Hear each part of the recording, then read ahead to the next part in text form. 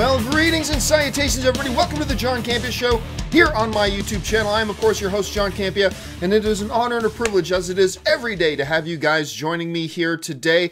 Got a bunch of stuff we're going to go through here today, and here's how the show's going to go.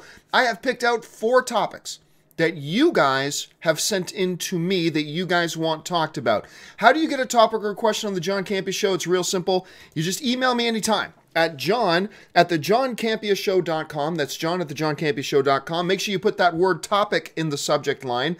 And also, guys, as always, keep those emails to 90 words or less. Now, once we're done that, we'll go into the second half of the show where I'm going to keep some time to take some of your live questions. Of course, there's 2 different ways you can get your live questions on. Number 1 is use Super Chat. That supports the show, and it guarantees you get your question asked. But also, I think I might have a little bit of time at the end of the show, and I might go over to Twitter as well. And you can just make sure you're following me on Twitter at John Campea, and you can tweet out some questions as well. Wait till I get to a little bit closer to the end of the show to send that in, though. All right, with that out of the way, let's get started with question number 1. And question number 1 comes to us from Patreon supporter Chadwick Shreves, who writes, "Hey, John. I was actually very excited for the Jon Favreau Magic Kingdom movie, which I seem to recall was originally supposed to be his next movie post-Jungle Book before Lion King. But I haven't heard anything since Lion King was greenlit. Is the project secretly canned, or could we see it brought back soon? Thanks, and keep up the work." Well, thanks a lot for the question, Chadwick, and thanks for being a Patreon supporter, by the way. And yeah, so I think, if I remember correctly, going all the way back to 2010, we've heard about Jon Favreau doing this Magic Kingdom movie. And if I remember correctly, Ronald D. Moore, who, some context here, my all-time favorite show is Battlestar Galactica, the recent one. It's my all-time favorite television show. And Ronald D. Moore was the showrunner of that. He was the guy behind it. But anyway, Ronald D. Moore took a crack at the script. Now, I think they eventually moved on from it, but took some of the ideas from it. But anyway, so this idea, if I remember correctly, is like Disneyland basically comes alive at night, and the different lands at Disneyland all start to kind of overlap, and a family is stuck in there, and they get caught up in this big adventure. It kind of reminds me a little bit of like Jumanji in a way, on that level. But at any rate, and Jon Favreau is supposed to direct it, all the way back since 2010, maybe even earlier than that. They've talked about a Jon Favreau doing a Magic Kingdom movie. So then Jungle Book comes, and it's remarkable. Jungle Book is so good. And then they announced they're going to do Lion King with Jon Favreau. And I'll say this. I don't know that Magic Kingdom is canned. I think they just realized that Lion King needed to be their next project. Now, it's possible they saw Jumanji coming, the new one with The Rock and Chris Hart and Jack Black, and it's possible they thought, our idea for Magic Kingdom might be too similar to that, and maybe they decided to push it off. I don't know. But let's put it this way. Enough people at Disney have been talking about this film, Magic Kingdom, for long enough, with big enough names, that I kind of get the sense it's an important movie to Disney to do. So for that, even though I don't know if Jon Favreau's still attached to it, I don't know what the status of it is right now, I still believe this movie is eventually going to get done. Maybe they'll wait for Jon Favreau to finish Lion King, and maybe then they'll even push it off longer and wait for him to do Jungle Book 2. I don't know. But again, it just seems like this is an important enough movie to Disney that I don't think they're just going to shelve it. So I expect that we're going to see it. All right, let's move on to the next question. And the next question today comes to us from Dambudzo Mushambi, who writes, "Longtime viewer from Zimbabwe. Thank you so much. I really enjoy the show. Help me out here. If film is subjective, which is what I'm always saying, then what is the relative value of an Oscar? Thanks, and all the best." And thanks a lot for the question, Dambudzo. And you know what? You're not the only one to ask me that. Because, I quite often go on and on about how all film is subjective, all film is subjective, all film is subjective. I'm a broken record, and I don't care. I'm going to be a broken record about that till the day I die, until people finally start to understand that. At any rate, so the question becomes, if film is just so subjective and it strikes each individual differently, what value is there to an Oscar? And here's how I would respond to that. It's relatively easy and kind of no-brainer in judgment when it comes to who should win an award to things that are objective, right? Like, for instance, if you can every time just take a basketball from 20 feet away and make it go into the net, I mean, that's objective. You threw it and it went into the net. That's objective. That's not subjective. It's not open to opinion. It's not open to interpretation. You shot the ball, it went in the net. That's objective. If you can do that every single time, you will win trophies because it's objective. There's just no measurement there. It's kind of easy on that level. Not that throwing a basketball into a hoop is easy. I'm just saying. But when you're talking about entering into an art where there is no definitive rule that if I put this on the screen, people will like it. If I throw this ball into that basket, I get 2 points. That's the way it works. But if I put this on screen, there's nothing guaranteeing people will like it. And even if this person does like it, that person may not. It's an it's a minefield in many ways.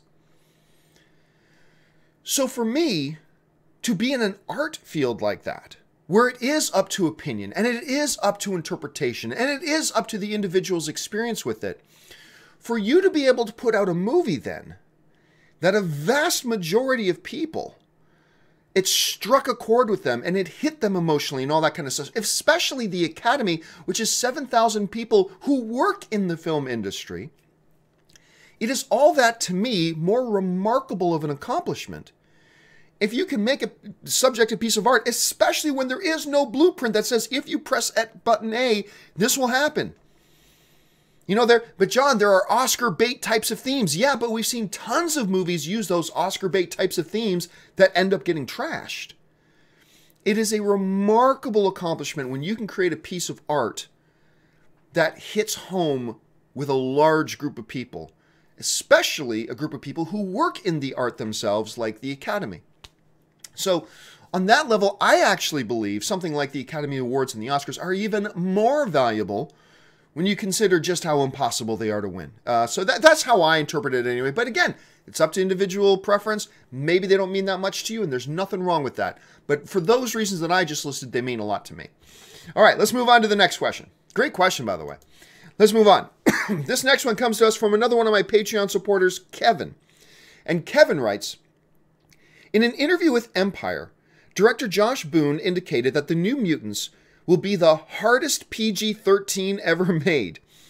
Do you think the film was always intended to have a PG-13 rating?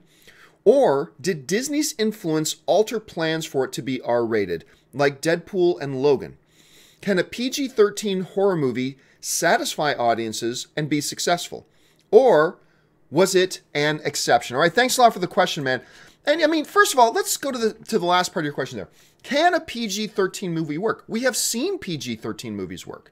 I mean, just this past year or two, like Lights Out was a PG-13 horror movie. And I love that movie. That movie's amazing. I just thought it was incredible. And so it can work. And we've seen numbers of examples of R. Now, is it better to do a horror movie rated R? Generally speaking, it's a film-by-film basis, but I wouldn't disagree with you if you were to say to me, generally speaking, although there are exceptions, but generally speaking, it's best for the horror genre to live in the R rating. I wouldn't argue with you about that, but that's not to say that PG-13 horror can't work. We've seen it work. We know it can work. So there's that. Now, to the thing that I've seen a lot of people talking about online. I've seen this all over Twitter, all over social media, people going, Disney made Fox change New Mutants from R to PG-13. There's a couple problems with that. Problem number one, we've already heard we've already heard Disney chairman Bob Iger say that they're open to R-rated stuff, especially, and he specifically mentioned like things like Deadpool and Logan, that if it works and we give our audience warning about what it is they're getting, they've got no problem with R rating. So that's one problem. The second problem is you're making an assumption that it was always set in stone at Fox that New Mutants was going to be rated R. It's never really been definitively declared that. There was some talk, but it's never been officially declared that. But here's the biggest thing. This is the third point, but this is by far the most important one. And there's a lot of people out there who still don't understand this. Disney does not yet control the Fox movies. But John, they made the deal. But the deal is still subject to government approval. And that approval, especially from the Department of Justice, they're expecting could it take up to 18 months to happen. So yes, while there is an agreement in place between Disney and the Murdoch-owned Fox, it doesn't actually kick in and take effect until it passes approval. Disney right now does not have any control or influence over Fox, nor can they even try without being subject to some pretty stiff penalties from the government. So, no. Disney did not affect. So I've been seeing a lot of people getting mad at Disney for changing New Mutants from an R to a PG-13. First of all, it was never officially an R. Secondly, Disney has no say on it right now. So no, whatever they decide to do with New Mutants is fine. And it's also important to keep in mind this. A lot of us, including me, have been using that word horror when it comes to New Mutants, because there's clearly horror elements. But let's not forget, it's still a comic book movie with teenagers. A lot of teenagers in the comic book movie as well. They're going to have a certain demographic. This is not a straight up horror movie. It's a comic book / horror movie. Could they do it R? Sure, you could do that movie rated R, but it's not necessary to do it R. And therefore, they're doing it PG-13, and if they want to go hard PG-13, we've seen some pretty extreme, edgy PG-13 stuff before. And I think they'll be just fine, to be honest with you. I think they'll be just fine and everything will be fine. And no, I don't believe it on any level Disney had anything to do with it. They can't have anything to do with it. They can't make any money off this movie anyway, at least for the time being. So, no, as far as I know, everything is just as it is what Fox wants to do with it, and there you go. All right, let's move on to the final email question of the day. And the final emailed in question of the day comes to us from Tampa Movie Guy, who writes, I have heard the word snub more in the past few days than in the prior 47 years of my life. Is there a difference between being overlooked and being snubbed? To me, snub is when something is intentionally excluded out of spite. I really don't see that happening with the Academy this year.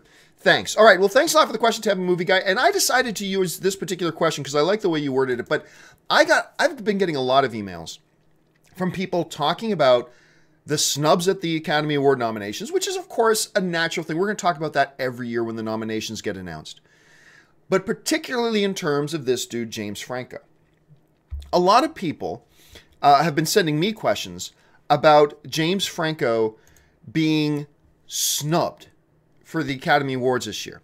There are two different accusations that I see people hurling out there. One, for the most part, coming from, people who are just fans saying, James Franco got snubbed, he deserved a nomination, and therefore the Academy snubbed him. Then there's a second group of people that seem to think the Academy just snubbed him because of the accusations. It's a political thing. Well, first of all, throw that one out. Most of the preliminary nomination voting by the acting branch of the Academy was done before the allegations really became headlines. So that was never a part of it. So just brush that off right now. That was not a part of this at all. The second thing is this. People, and I've been saying this for years, people really misuse, I believe, the term snub. Somebody just not getting nominated is not a snub. Like, was Mark Wahlberg snubbed for his performance in Transformers this year? Yeah, he didn't get a nomination. Was he snubbed? No.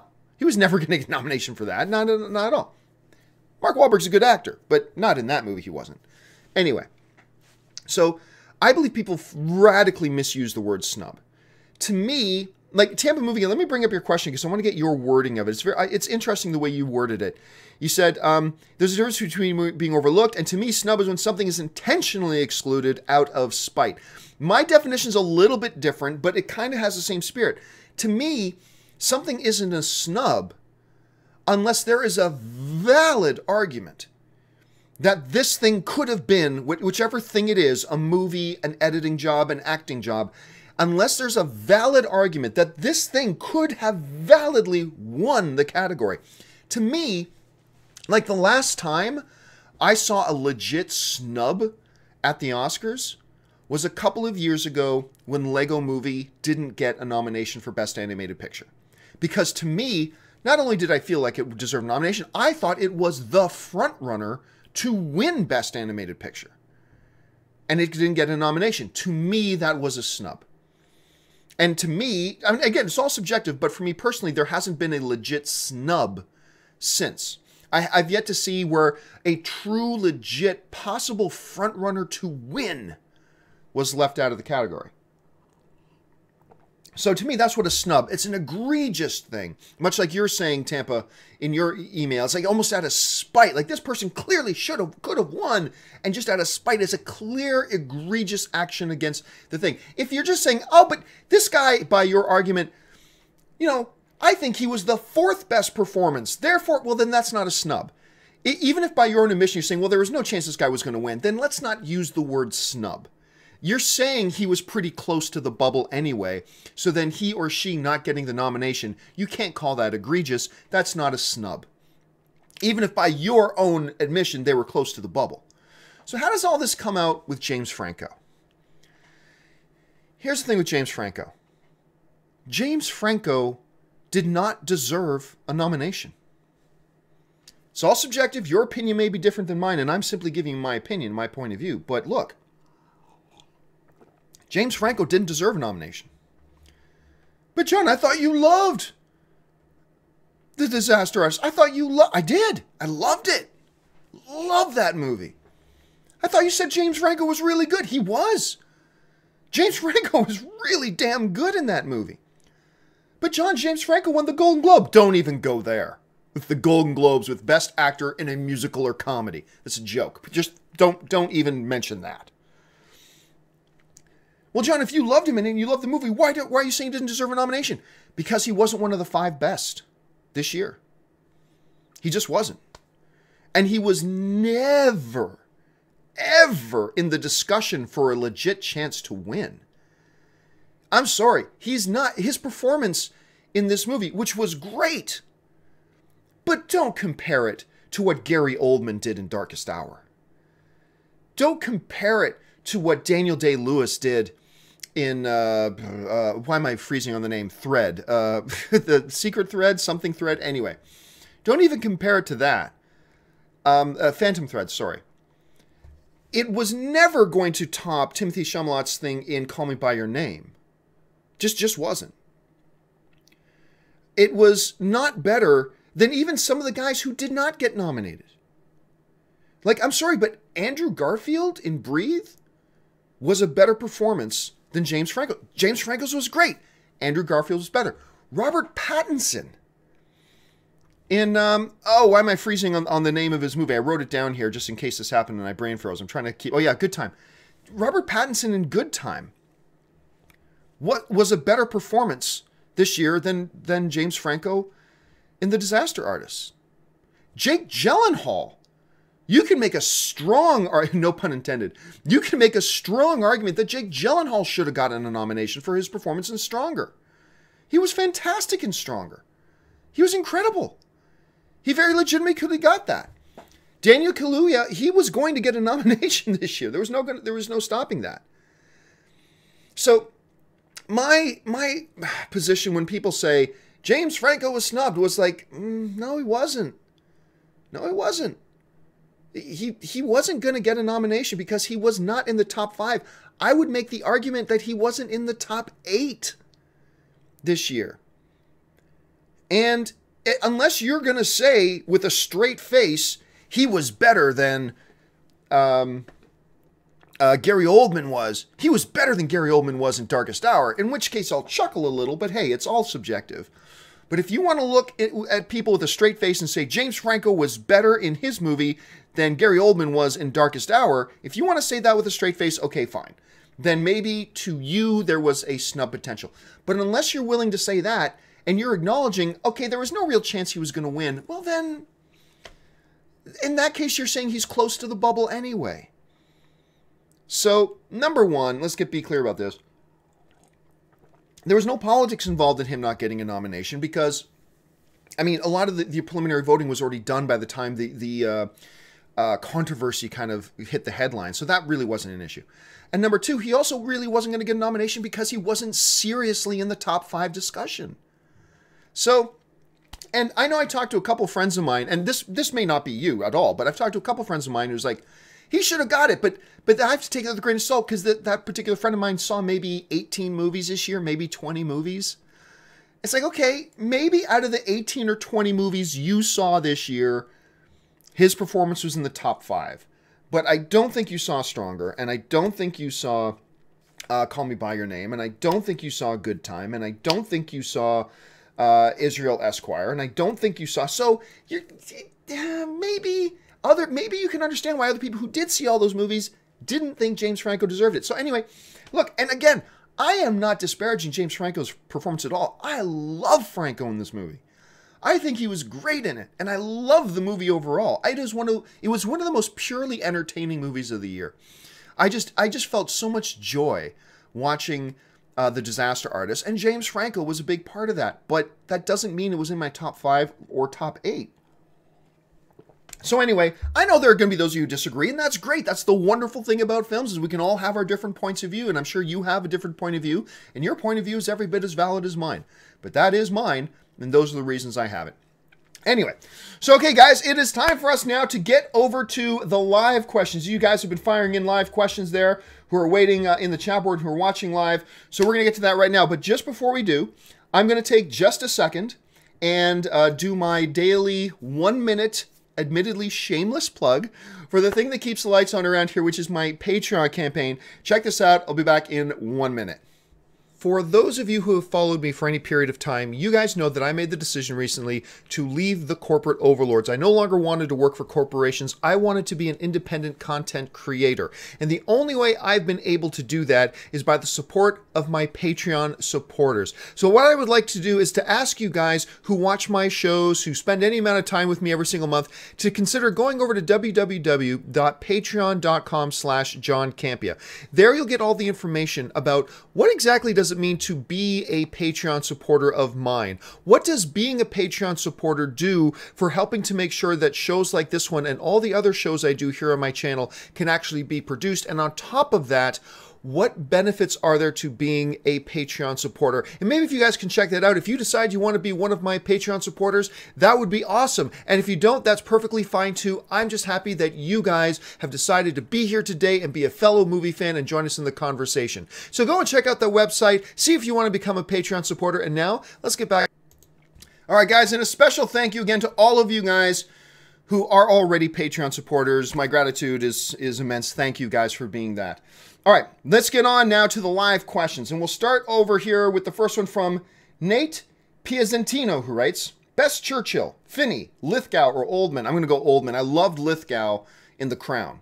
I think he played a terrific... And actually, you know what? It's funny, because when I heard Lithgow was playing Churchill in The Crown, I thought, Lithgow's an amazing actor, but I don't see that as a fit. Nope, he was great. He was great in it, but yeah, to me... Oldman is kind of the definitive Churchill to me that I've ever seen on screen. Ben Dover just sends in supporting Super Chat. Thank you so much, Ben. Thunder Knight writes, your thoughts on Donald Gleason in The Force Awakens and The Last Jedi? I personally found him to be too over the top. I think there's a valid criticism there, that there are scenes, there are definitely moments where they go a little too over the top with them. I agree. Now, I don't agree. Some people, like his big speech in The Force Awakens, today will be the end of the Republic. I actually like that one. I thought that was an over-top moment. But see, let's go fast forward to say The Last Jedi, when he's on the bridge having that conversation with Poe. Hello, I'm sending a message to Poe. Yes, and he goes a little bit mustache twirly thing. That was a little bit too much. But then again, he has moments like when he's more subdued and subtle. Like, I think one of his finest moments is in the Last Jedi, when they're attacking the rebel base on Crate, and he's standing there beside Kylo Ren, and Ren's like, keep firing, keep firing. And finally, like, Donald Gleason is like, Hux is enough. Like, he's just, at that moment, was a really good moment for him. But I think it's a valid criticism to say there are moments in these films that he's been a little bit over the top, but hey, that's what it is. But he is a terrific talent. Donald Gleason is a terrific talent. John Hine writes, favorite film about radio? Mine is Private Parts. Private Parts is great. Pump Up the Volume. I know it's not a movie. WKRP in Cincinnati. There, that's my favorite piece of entertainment about radio. Alexander Olafson writes, "Hey John, I am watching Cloverfield, ATM, not sure what that means, then going to watch Pacific Rim. Someone needs to confirm Cloverfield is a prequel to Pacific Rim. It fits. Those movies fit so well together." Well, actually, Alexander, they don't fit. But giant monster. Yes, giant monster, but that's it. Everything else we know about the story, like in Pacific Rim and the kaiju and where they come from and all that kind of stuff, does not fit in with our understanding of Cloverfield. It's a different thing altogether. So I can totally see where you're coming from. Giant freaky monster. Then we put giant robots and on its surface. But as soon as you look past just that one surface thing, to me, there really isn't much similarity there. So I don't think so, but it's an interesting observation. I mean, hey, you saying that reminds me a lot of saying, and I still stand by this, really sit down and look at it. The Matrix and Terminator all in the same universe. Think about that. Take a step back and think about that for a minute. Matrix and Terminator in the same universe. Rob Turner writes, movie characters you'd invite to your birthday. Oh, I mean, thousands, millions of them. Yoda. This is the first one that comes to my head. Yoda. I would invite Yoda to my birthday party. I think he would be hilarious. And he'd probably be a good gift giver, too. Orange Hand writes, Harley Quinn debuted on TV before being moved to the comics. Same with Coulson and the MCU. Do you think Marvel and DC should create more original film/TV characters who, if popular, can go to the comics? Well, I mean, look, it's like anything, right? Again, you guys know I like using analogies to professional sports. The NHL has development leagues, smaller leagues that they can develop and draw talent from. The NBA does it. Major League Baseball does it. They are always trying to develop new talent outside of their major thing. And in this example, film is the major thing, right? Why not utilize and leverage the Disney streaming service? Why not utilize and leverage the upcoming WB streaming services? Why not utilize things like that? If you have an idea for a character and you're not 100% sure how it would go over, introduce them there a little bit. See how they go over. Flesh them out a little bit there. And then move them up, if that's what you want to do. Now, for every Harley Quinn, there are 1,000 other characters that were created for animation or whatever that then never went anywhere. So let's just keep that in mind, that Harley Quinn is an exception to the rule. But the principle isn't a bad one. Why not use the quote-unquote slightly smaller mediums to introduce some ideas, try to develop some different characters, some new characters that maybe if those characters catch on, graduate them up to a larger stage and a larger platform like a feature-length film. It's not a bad idea in principle. Again, just don't get too carried away with saying, well, it worked for Harley Quinn, therefore it can work, when really Harley Quinn is the one out of 1,000 that does. But still, I think what you're suggesting, the principle of what you're suggesting, I think is sound. Anthony R. writes, do you have any information on the Shadow property that Sam Raimi acquired rights to? Oh, I'm trying to remember this. If we're talking about the same Shadow that Alec Baldwin did, by the way, I loved that movie. The Shadow with Alec Baldwin. I thought that movie was great. The Shadow knows. I'm the Shadow now. I got a big... And Ian McKellen. A lot of people forget Ian McKellen is in that movie. He plays like the aloof professor in that one. Anyway. No, nothing. I've heard nothing about it. I think it was a long time ago that we first heard whispers about it, too. I'll be honest, Anthony. Wow, I've even forgotten about that.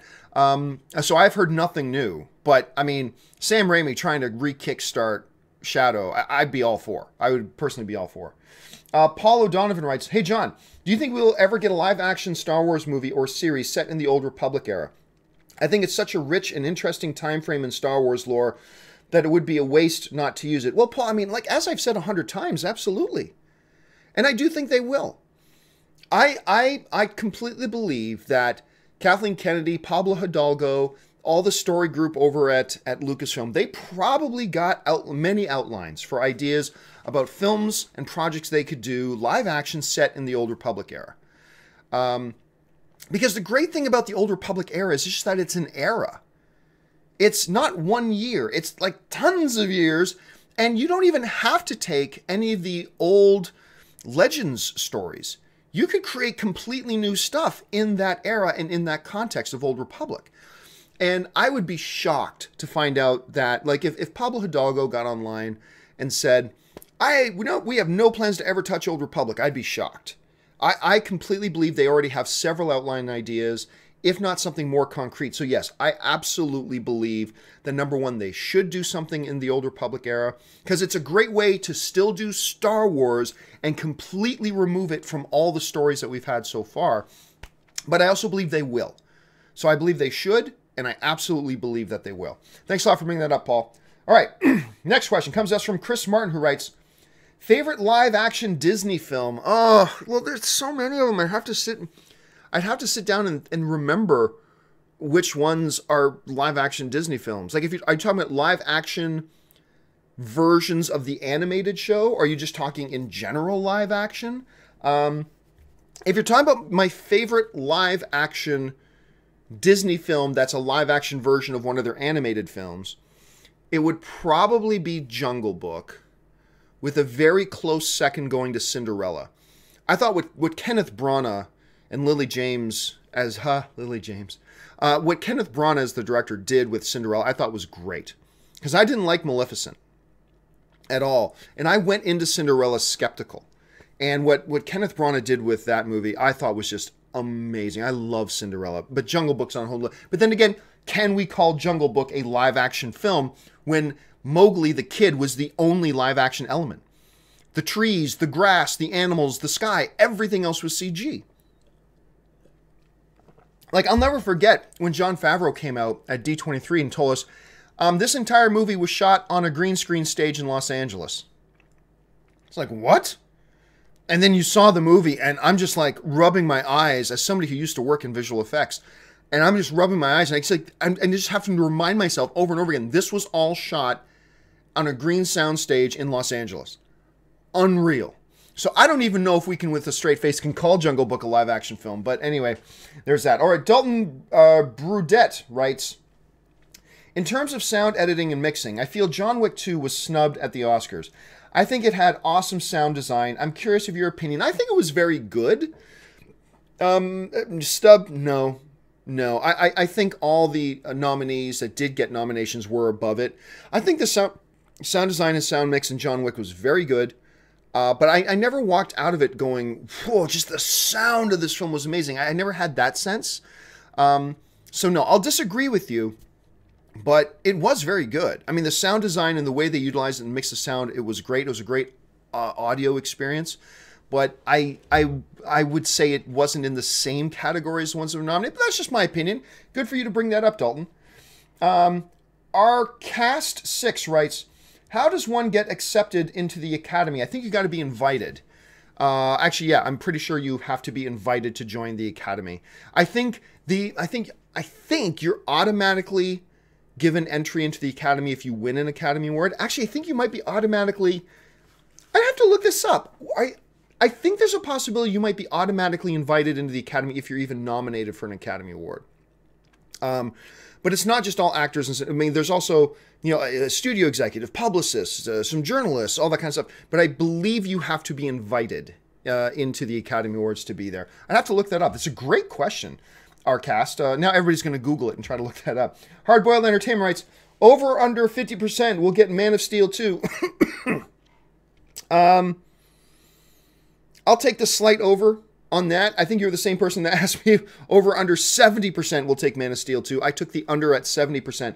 At 50%, I'll take the over. I will take over at 50%. Just barely, but I'll take the over on 50%. A lot of big question marks still surrounding everything going on in the DCU, so we'll have to see how that shakes out. But I'll take the over on 50%.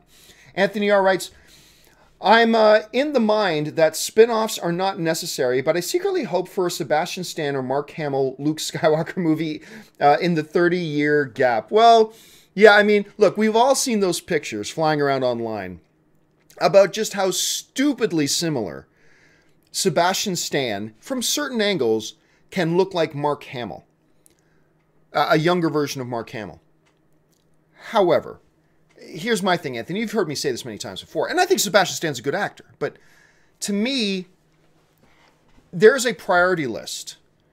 And That the actor looks like the other thing is not high on my priority list. Not at all. Doesn't register for me. So yes, it's cool that Sebastian Stan kind of looks like a younger Mark Hamill. To me, that should not be one of the top priorities, though. I mean, again, I always go back to this, but let's look at Hugh Jackman in Wolverine. He looked nothing like what people imagine Wolverine to look like. Nothing like it. But that wasn't the important thing. The important thing was getting a guy who could bring the spirit of Wolverine to the big screen. And that's what he did. And now he's changed our understanding about what Wolverine should look like. But I remember there were so many people so mad when they cast Hugh Jackman because he didn't look anything like it. I keep trying to tell people, the actor looking like them is not important. You can do anything with hair and makeup to make them look more like the person. Just get a really good actor who can best pull it off. That's the main thing. So if they did something like that, totally possible. But again, Anthony, you know me, right? I'm done kind of looking on backward stories. A younger version of this character, a younger version of that character. Let's just go to Old Republic. Go back 100 years. Don't even go to the Old Republic. Just say go back 100 years. Go to a different system in the Star Wars universe that tells a different story about something else that's going on other than who's ruling the galaxy. You know, that's kind of where I'm at. But hey, look, I think Sebastian Stan is a very good actor. If they announced that they were doing it, I'd be okay with it. It's just not, it's just not my first choice. That's all. All right, thanks a lot for the question, Anthony. Matthew Koss writes, before the prequels, and we found out it was Queen Amidala, between 1983 and 1999, who did you and other people think Luke and Leia's mother was? I'll tell you, we didn't care. We didn't care.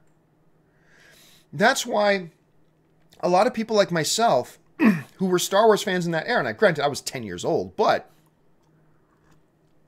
me and a lot of other people who were Star Wars fans in that era, when everybody starts talking about who's Snoke, a lot of people like myself were like, who cares?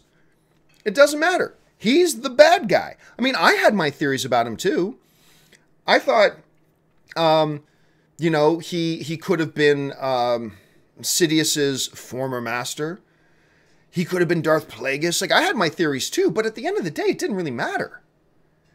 And that's why, like, back then, none of us bothered. None of us cared about who Luke's mother was. We never thought of it. We never gave it two seconds of thought. It was just different. We understood that it's not important to the story. Whoever Luke's mom is great. Maybe it's an interesting piece of trivia, but it's not going to be important to the story moving forward. Who Snoke is not important to the story. All we need to know, like the Emperor in the original trilogy, was that he's big, he's bad, and he's powerful. That's all we needed to know for the sake of the story. There was no difference between that and Snoke in these new ones. And that's why before the movie ever came out, I said, I think there's a good chance Snoke is nobody. We don't need to know who he is. He's the bad guy. That's all we need to know. Let's move forward. So yeah, I'll be, and I'm not just trying to be trite with you, Matthew. I mean, honestly, I can never think of once in my life ever having a conversation with anybody about who's Luke's mother. Like, I can honestly never remember a single conversation of that coming up. I actually think it's fascinating that you asked that question because, again, I've never heard it. None of us ever talked about it. So it's really interesting and neat that you'd bring that up. Thanks a lot for sending that in. All right, Ben Rayner. I lost Ben Rayner. Where did Ben go? Ben Rayner writes, Patrick Stewart snubbed for Logan. Well, look, you guys have heard me say over and over and over again, I firmly believe that he deserved that nomination. Firmly believed he deserved that nomination. In my mind, there was an argument to be made that he could even win that award. However, even I knew if he got the nomination, it was highly unlikely that he would win. And it does just so happen that, look, I thought Armie Hammer, for Call Me By Your Name, I thought Armie Hammer was a lock to get a Best Supporting Actor nomination, and he didn't get it. The category was stacked this year. I mean, there are many years where many categories are stacked, but man, the Best Supporting Actor category this year was stacked. So I understood going into the award nominations that there was maybe a 30% chance that Stewart would even get a nomination. So even me, who's been so adamant that Patrick Stewart deserved a nomination, even I won't call it a snub. I won't call it's close. I'm close to calling it a snub. I believe he deserved that nomination, but you know, I recognize the context. I recognize the reality of the situation, and it's difficult to call it a snub. It is. It's difficult to call it a snub, especially when you consider that Logan got one of the highest Oscars at the Academy Awards, which is his best screenplay nomination. So, yeah, it's difficult for me to call it a snub. Aditya Naran writes, was Daniel Kaluuya better than James Franco? It's close, in my opinion, but this is just my opinion. In my opinion, it was close. It was very close. However, again, taking context in consideration, that's just me. I understand that most people, yeah. I mean, I heard, like, I didn't think Daniel's performance was like one of the 5 best necessarily. I would have put it in the top 10 for sure.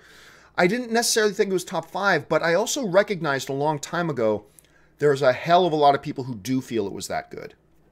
And so I have no problem. You know, it's like me. I didn't think I didn't like Jordan Peele's nomination for Best Director.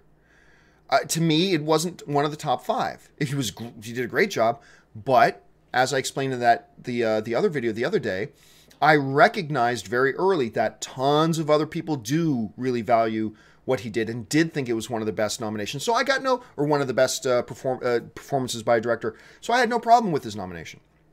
I wouldn't have nominated him personally, but I have no problem with the nomination because I recognize a lot of people do. And I kind of feel the same way about Daniel's nomination as well. Let's see. Ben Robinson writes, what are your thoughts on The Irishman? I'm skeptical.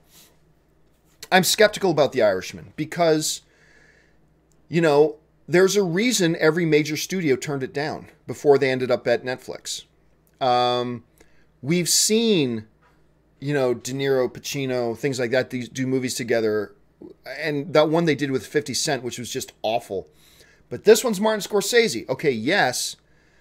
But, you know, Martin Scorsese isn't automatic every time. Very few directors are. Even Spielberg's not automatic every time.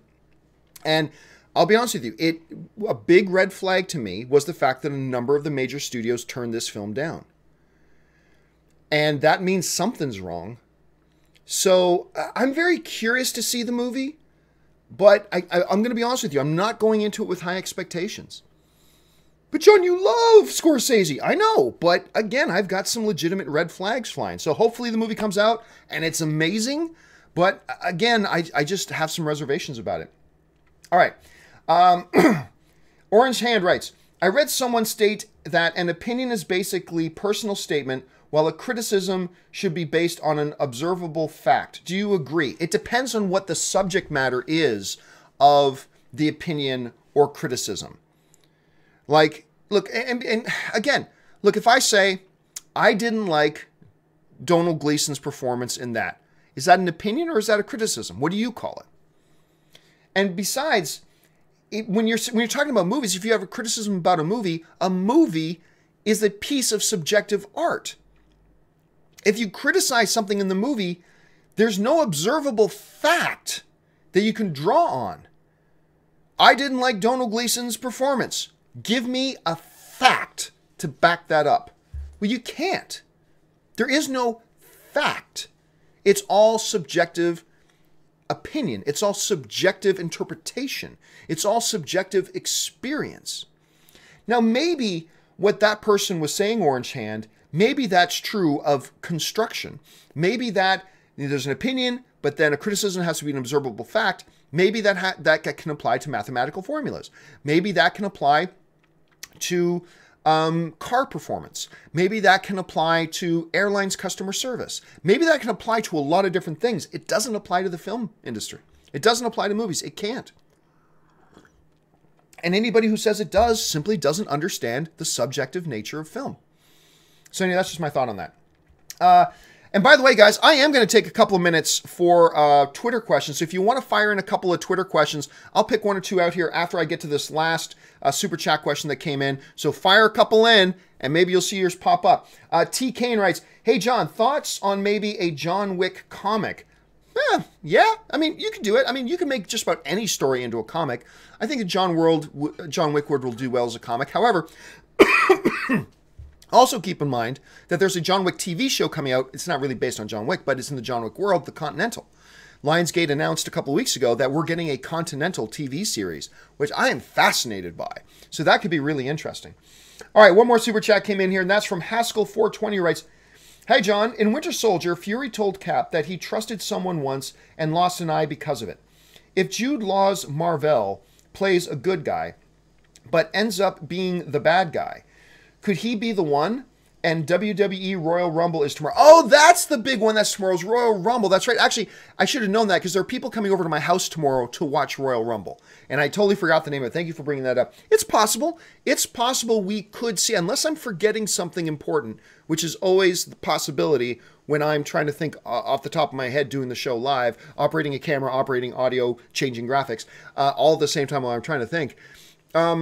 Unless I'm missing something else important that was dropped in one of the MCU movies, I think you might be onto something. Maybe we see in Captain Marvel the loss of Fury's eye. Maybe this is where we see it. It is totally possible. Now, whether it's from Jude Law's character or not, I have a feeling I'm curious to see how they're going to use Law's character. I really am. I've got my opinions on it. You can interpret it different ways depending on how they've used the character in the comic book before. But there are certainly several options that they're going to have available to them for how they want to approach that question. All right, let's try this. We will start with, this one comes to us from Jesse A. De Jong, who writes, "John, it never seemed like New Mutants was going to be an R-rated to me. In fact, I was sure it was commented on. It might have been commented on. But again, I never saw...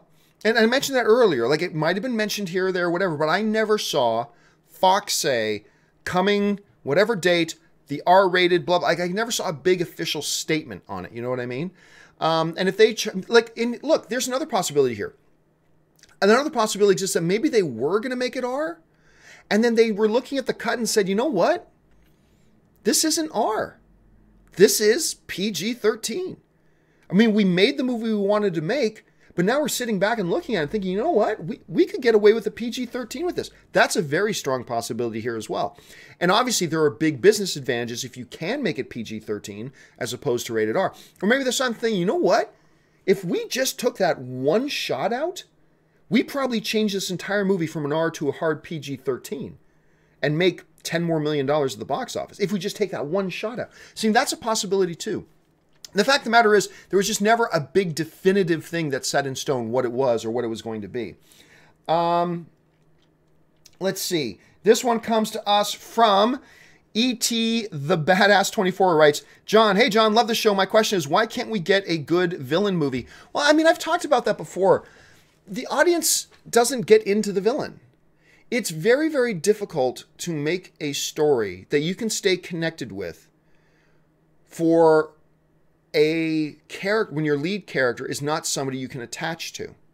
And it's very difficult to do that with a villain. That's why a lot of these movies that claim to be, this movie's about the bad guy. No, it isn't. It's maybe a movie about a character that was a bad guy, but now they're acting like a good guy. Like, for instance, that was one of my big criticisms of Suicide Squad. I was almost going to call it Death Squad. Was that a movie about the bad guys. Okay, except that they all have big codes of honor and they all act like heroes and they all act like good guys and they all do the things that good guys would do.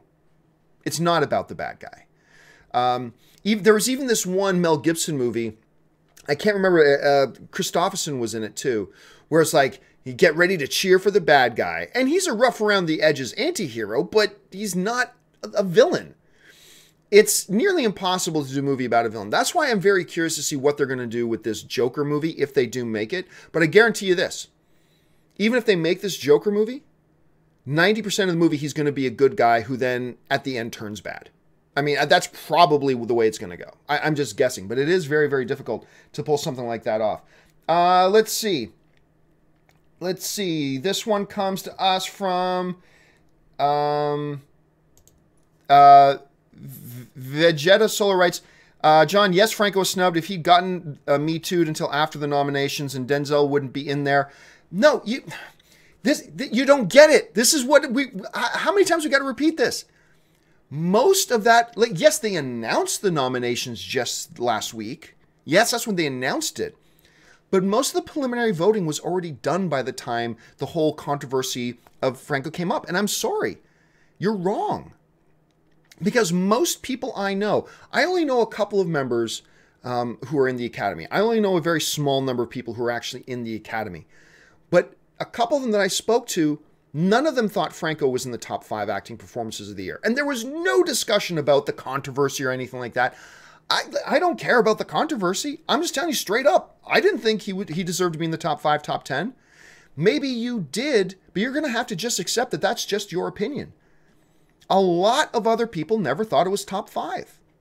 I didn't. I love James Franco, but I didn't. A couple of people I know in the Academy didn't think so. It had nothing to do with the Me Too stuff. It didn't. It didn't have anything to do with it. So you can think that if it makes you feel better to think that way, that's fine. But the facts are that a lot of the voting process was already done by the time this stuff became a controversy. I mean, that's the fact. So, I mean, if you want to hold on to that, that's fine. If you don't want to accept the fact that there are a whole ton of people out there who didn't think James Franco was a top 5 performance this year, and you just want to ignore that, you can do that. But, I mean, it is what it is. You're going to have to take on the same attitude that I have about the Patrick Stewart thing. I firmly believe Patrick Stewart deserved that nomination, but I recognize that there was a hell of a lot of people that didn't, and I accept the fact that he didn't get the nomination. It pains me that he didn't get it, but there's not, was there some kind of agenda against Patrick Stewart? Patrick Stewart, because they don't like old British actors. That's why they did it. There, I'm coming up with an excuse. We gotta, as film fans, need to stop making excuses for when what we want to have happen doesn't happen. We got to stop making excuses for that. I wanted Logan to get a Best Picture nomination. It didn't, and I'm not going to make excuses for it. I wanted Patrick Stewart to get and I firmly believe he deserved it. I wanted Patrick Stewart to get a Best Supporting Actor nomination. He was far better in his movie than Franco was in his. This is my opinion. I firmly believe he should have got a nomination for Best Supporting Actor, but he didn't. And I just accept that. I'm not going to make excuses. Well, what excuse can I make for what I thought should have happened didn't happen? They don't like that Patrick Stewart has a gay friend because Ian McKellen's gay and he's good friends with Ian McKellen. Therefore, that's what it is. Secretly, the Academy hates people being friends with gay people. That's why. That's the excuse. And look, I get it. You are one of the people who wanted James Franco to get a nomination. Great. But when he doesn't, just, man up.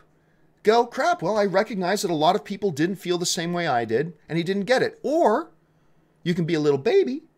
I'm not saying you're being a little baby. I'm just being facetious with you, dude. Or you can act the other way and go, no, I need to come up with an excuse as to why what I think should have happened didn't happen. What's the excuse? Oh, it's just because of the controversy surrounding him. No, it wasn't. It wasn't. So just do what I had to do, man. You and I both had to have, we got to do the same thing. I didn't get my Patrick Stewart thing. You didn't get your James Franco thing. We just got to sit back and go, well, films are subjective. The guy I wanted to get it didn't get it. Applause for the people who did get their nominations. Maybe there's some people that I wouldn't have nominated myself, but enough other people thought they deserved it and they got it. Congratulations to them. And let's move on and just understand that films are subjective and not resort to, oh gosh, if I don't get things my way, I need to come up with some tinfoil hat excuse as to why what I wanted to have happen didn't happen. It's just, as film fans, we gotta man up a little bit and just accept that and move forward. And that's film, man. That's the movies. It ain't ever gonna go the way you think it should go exactly. It ain't ever gonna go the way I think it should go exactly. And that's the great thing about film. And that's the great thing about art. So come on, Vegeta Solo One. I had to do it. I had to just sit down. And when Patrick Stewart didn't get that nomination, I just go, bite my lip and go, I know film is subjective. I wish more people saw it the way I did, but they didn't. And that's just the way it is. And just, now you got to do the same thing. And it sucks sometimes, but that's overall part of the fun thing about being a film fan, man.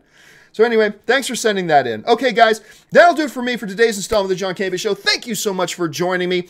Listen, Don't forget, you can follow me on social media, on Facebook, on Twitter, on Instagram. Just follow me at John Campea right down there.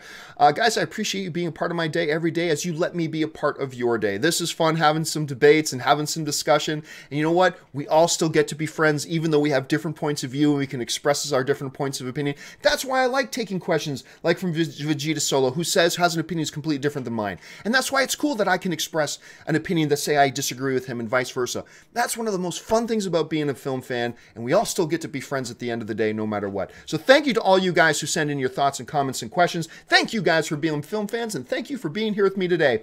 That'll do it for today's show, guys. My name is John Campea. Thanks for joining me, and until the next video, bye-bye.